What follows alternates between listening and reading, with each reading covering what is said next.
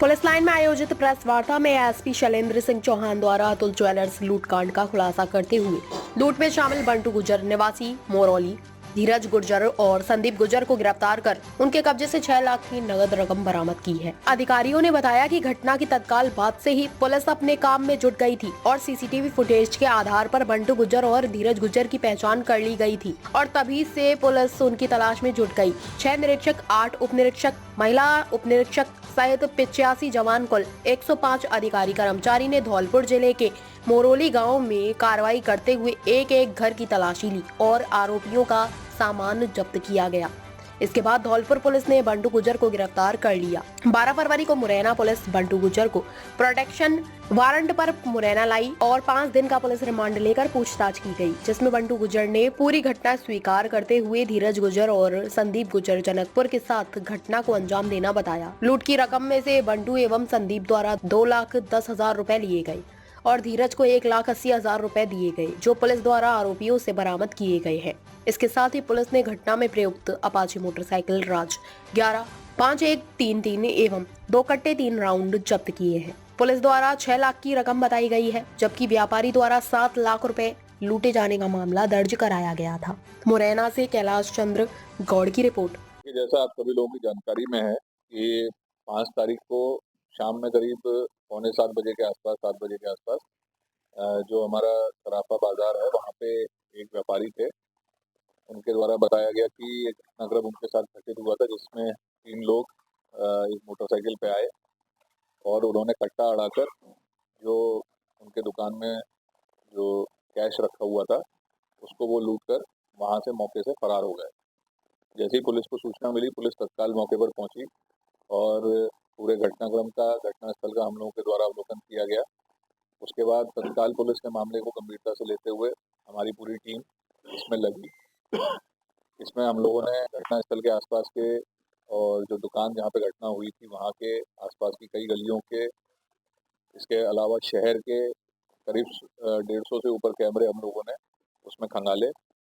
उसमें हम लोगों को घटना से संबंधित काफ़ी महत्वपूर्ण जानकारी मिली, जिसमें हमें जो आरोपी थे वो किस प्रकार से आए, उनका हुलिया क्या था, कौन सी घटना में उनके द्वारा गाड़ी प्रयुक्त की गई थी, किस प्रकार से उन्होंने घटना को अंजाम दिया, कहाँ से वो आए थे, किस दिशा में वो गए, ये सारी महत्वपूर्ण जानकारियाँ हमें सीसीटीवी के अवलोकन से प्राप्त हुई।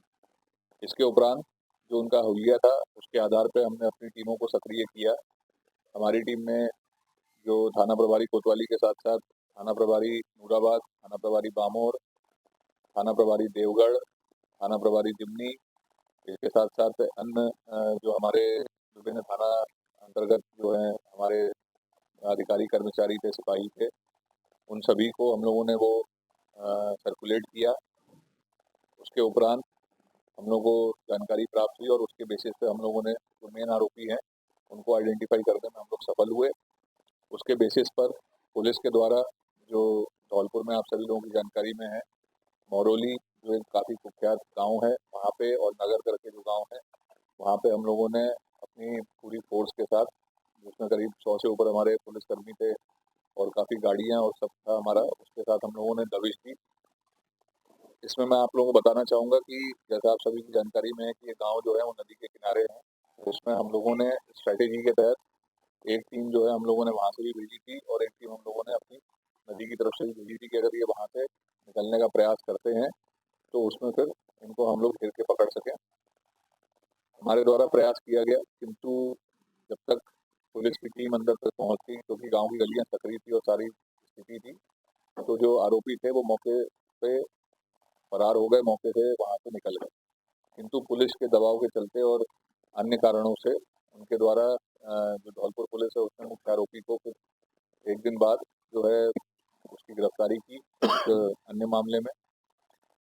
उसके उपरांत पुलिस जब उससे पूछताछ की गई और उसके आधार पर फिर हम लोगों ने आगे कार्रवाई की, तो इसमें घटना में जो दूसरा आरोपी था उसको हम राउंड अप करने में सफल हुए।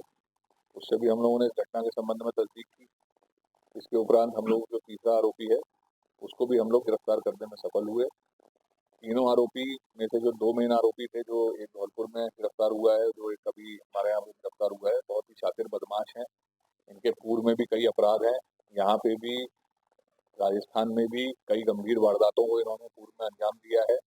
और जो दूसरा आरोपी जो यहाँ जनकपुर गांव का था, और दो आरोपी जो जनकपुर गांव के ही हैं दोनों, उसमें से जो एक मेन आरोपी था जनकपुर का, वो काफ़ी शातिर है। और वो भी अभी लास्ट में हम लोगों ने उसको पूरी मेहनत करके उसको भी पकड़ लिया। इन तीनों आरोपियों से करीब हम लोगों को जो लूटी गई रकम थी, उसमें से करीब 6 लाख का मशरूका हम लोगों ने उनसे बरामद किया है। और शेष मशरूकों की हमें जानकारी उनसे मिली है। अभी हमने जो आरोपी हैं उनको गिरफ्तार करके पीआर पे लिया है। इसके साथ साथ हम लोग जो पूरा घटनाक्रम है, इसमें जो इनकी पूर्व की मामले हैं जिसमें इन लोगों को कोर्ट से जमानत मिली है, उसमें भी हम लोग इनकी जमानत भी निरस्त करवाएंगे, ताकि और अन्य जो मेन आरोपी जो धौलपुर में जिसकी गिरफ्तारी हुई थी, वो यहाँ पे, जैसा आप सभी की जानकारी में, बामोर में भी पूर्व में काफी बड़ी लूट हुई थी जिसमें वो आज तक फरार चल रहा था। इसके साथ साथ उस लूट के दो अन्य आरोपियों को भी हम लोगों ने वहां से गिरफ्तारी करने में सफलता हासिल की, और कुछ अन्य आरोपियों को भी हम लोगों ने उसमें अन्य क्षेत्रों के हम लोगों ने उसमें पकड़े हैं। तो ये पूरा घटनाक्रम हुआ था। और इसमें हमारी पूरी टीम ने लगकर घटना की गंभीरता को देखते हुए तत्काल मेरे द्वारा 10,000 रुपये का इनाम घोषित किया गया था, और आईजी साहब के द्वारा उसको बढ़ाकर 30,000 कर दिया गया था। तो इसमें सभी की गिरफ्तारी हो गई है। और कुछ अन्य यदि कोई अभी इनकी पूछताछ में अगर कनेक्शन आता है, तो उसके विषय में फिर हम आगे आगे भी उसमें कार्रवाई करेंगे। और आप लोगों के माध्यम से मैं सभी लोगों से यही अनुरोध करना चाहूँगा विशेष रूप से, कि जैसे इस घटना में पूरा घटनाक्रम हुआ है, तो जो भी इस तरह के प्रतिष्ठान हैं, व्यावसायिक प्रतिष्ठान हैं, और साथ साथ जो लोग जिनके घर हैं, कई बार ऐसी घटनाएं घरों के आसपास भी घट जाती हैं।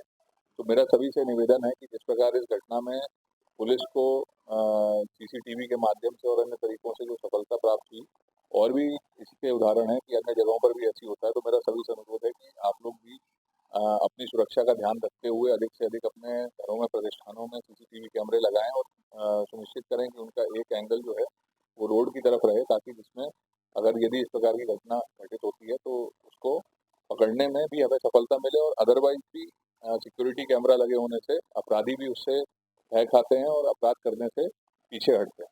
तो ये मेरा सभी से निवेदन है। और इसमें जो भी टीम है उसको, जैसा मैंने बताया, कि उचित इनाम दिया जाए।